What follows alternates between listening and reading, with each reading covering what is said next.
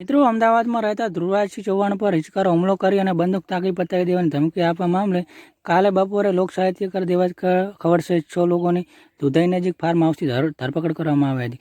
જી હા મિત્રો, દેવાજ ખવડની પોલીસે ધરપકડ કરી છે અને તેને જેલના હવાલે કર્યો છે. મિત્રો તમને જણાવીએ કે આ પહેલાં હુમલામાં ઉપયોગમાં લેવાયેલી 2 કાર ગીર સોમનાથથી બિનવારસી મળી હતી અને ત્યારબાદ સાંજે ગીર સોમનાથ એલસીબી દેવાજ ખવડ સહિત 7 શખ્સની ઇણાજ ખાતે આવેલી એસપી ઓફિસે લઈ પહોંચી હતી. મિત્રો તમને જણાવી દઈએ કે આ હુમલો થવાનું મુખ્ય કારણ શું હતું કે દેવાજ ખવડને સનાતનના ડાયરામાં બોલાવવામાં આવ્યા હતા. તેમાં દેવાજ ખવડ લેટ પહોંચ્યા હતા, જેથી માથાકૂટ થઈ હતી, જેમાં સામસામે ફરિયાદો થઈ હતી.